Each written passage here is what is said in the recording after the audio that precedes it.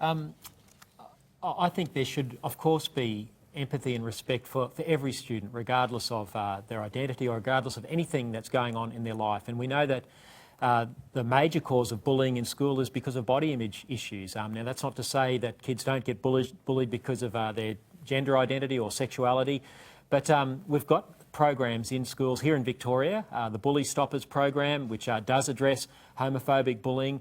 I think you can address bullying without then going to contested gender ideology. And this is contested. I mean, people like Germaine Greer and the feminist movement do not go along at all with this. And studies that have been done of transgendered people who have had sex reassignment surgery, people who've been followed for some 20 or so years, have found that after 10 years of, from the surgery, that their suicide mortality rate was actually 20 times higher than the non-transgendered population. So I'm very concerned that here we are encouraging young people to do things to their bodies, and the -18 website, which Safe Schools promotes and tells kids that if they can't access it, that they should go to the teacher and have it unblocked.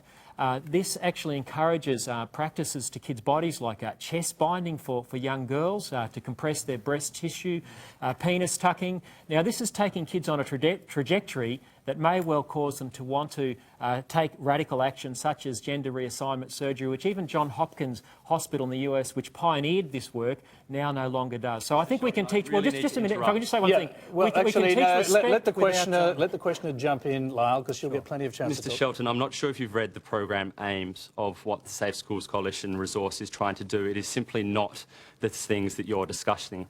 I'll put it to you like this. If Christian kids were 6 times more likely to commit suicide than their non-Christian peers, would you not want to resource in schools that reverse that trend, that stop that from happening? You would be incensed, and we would all be wrong for not stepping in and doing something. Christopher, can I just... I'd just like Christopher, as one of the authors of the report, just to address some of the specifics that Lyle Shelton was talking about there, some of the things that your program links to, the -18 program. -18 is a youth-led LGBTI organisation. It's Australia's largest, and there is content on that website that helps transgender kids fit more the gender that they know themselves to be. The reason that kids need to do this to their bodies is because they're being bullied in school. If they weren't being harassed at school, then perhaps they wouldn't need to chest bind, as there are content on the -18 website which says and helps them to do that.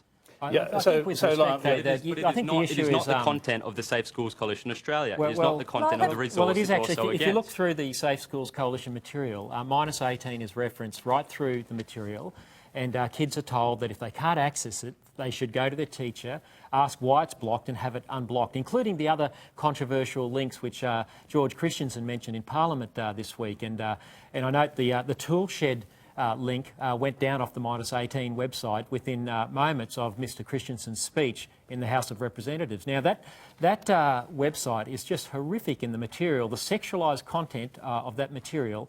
And he's quite right to say that if I sat down with a kid and showed a kid those links, I would be in a lot of trouble. So I just don't understand why a program which is about teaching respect, and I think respect is the key thing. No one should be bullied at school.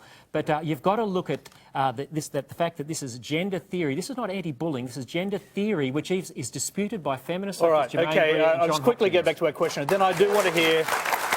Go ahead. I want to hear from the rest of the panel, but just make your point quickly. Ignoring the existence of transgender or gay kids is not going to solve the problem. We can dispute theories from many years ago, but the reality is that these kids exist in our schools today, and we need to help them. And we do need to help them. Okay, all right.